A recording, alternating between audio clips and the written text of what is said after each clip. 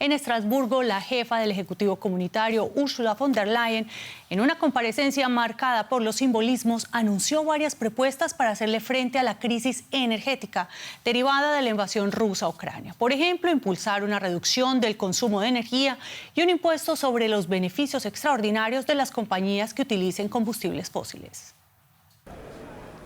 Entran juntas al Pleno del Parlamento Europeo en Estrasburgo la jefa de la Comisión Europea, Ursula von der Leyen, y la primera dama de Ucrania, Olena Zelenska. Un gesto simbólico para resaltar la solidaridad de Europa con Ucrania en un momento crucial de la guerra. Has dado valor a toda la nación, has dado voz a tu pueblo en la escena mundial y nos has dado esperanza a todos nosotros. Por eso hoy queremos darte las gracias a ti y a todos los ucranianos. Gloria a un país de héroes europeos. Slava Ukraini. Von der Leyen aseguró que la solidaridad con Ucrania es inquebrantable y prometió 100 millones de euros adicionales para reconstruir escuelas ucranianas. Sin embargo, no mencionó nuevas sanciones o envíos de armas que en varias ocasiones ha reclamado el gobierno de Kiev.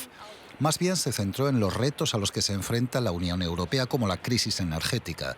Con un número cada vez mayor de consumidores con problemas para pagar sus facturas, la Comisión quiere reducir el consumo global de electricidad, ayudar a las empresas con problemas de liquidez y limitar beneficios extraordinarios.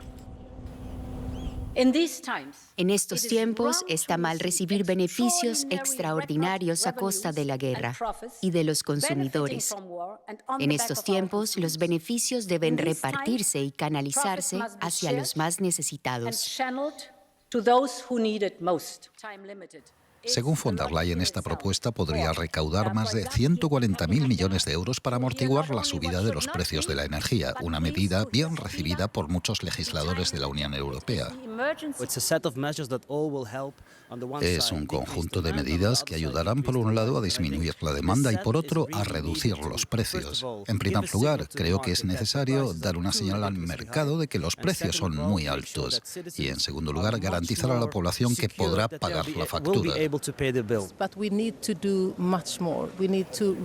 Tenemos que hacer mucho más. Tenemos que reforzar, triplicar las inversiones en fuentes de energía renovables. Muchos símbolos y grandes planes para el bloque. Así se puede resumir el discurso de la presidenta del Ejecutivo Comunitario ante el Parlamento Europeo. Y nosotros analizamos los elementos más destacados con mi colega María García Sornosa desde Bruselas.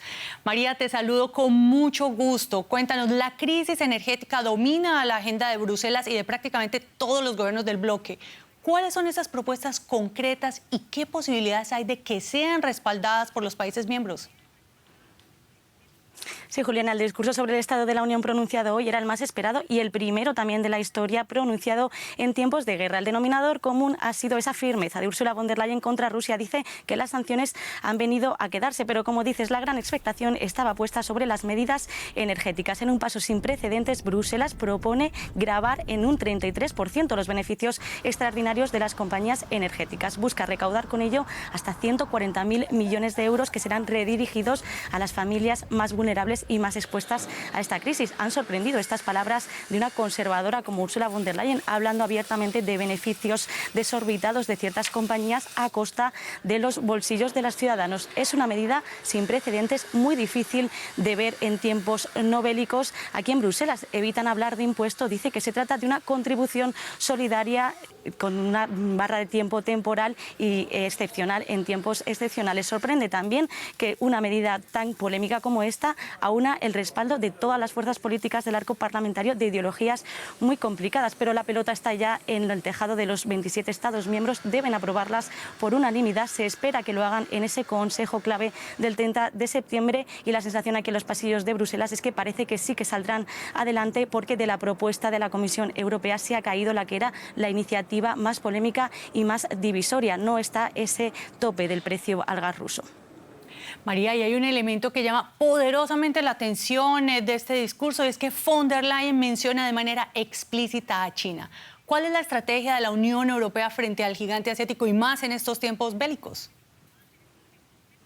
Sí, Juliana, de hecho lo que dice Ursula von der Leyen es lo que estamos viendo, no es solo una guerra de Rusia contra Ucrania, sino una guerra contra los valores, contra la economía. En definitiva, lo ha presentado como una batalla entre autocracias y democracias. Una de las lecciones que deja la guerra aquí en la Unión Europea es que los europeos quieren reducir las dependencias con socios que no considera fiables, como es el caso de China, de la que la Unión Europea depende y mucho en, por ejemplo, materias primas. Es cierto que Bruselas y Pekín estaban fortaleciendo su relación antes de la guerra con ese acuerdo histórico de inversiones que nunca vio la luz, pero esa posición tan ambigua de Pekín con la guerra de Ucrania ha terminado de enfriar y mucho las relaciones. Por eso lo que está haciendo Bruselas ahora es redirigir su brújula estratégica y quiere estrechar lazos con regiones y países que considera más cercanos, al menos desde el punto de vista de los valores. Se ha mencionado hoy que hay que cerrar los acuerdos comerciales con México, Chile o Canadá. Ninguna mención, por cierto, a Mercosur. Y ya que hablamos de la dimensión exterior, Juliana,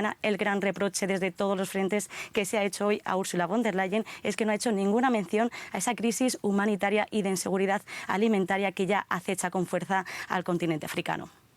Esto es un tema bastante complejo que seguiremos de cerca contigo, María, desde Bruselas. Muchas gracias por estos análisis.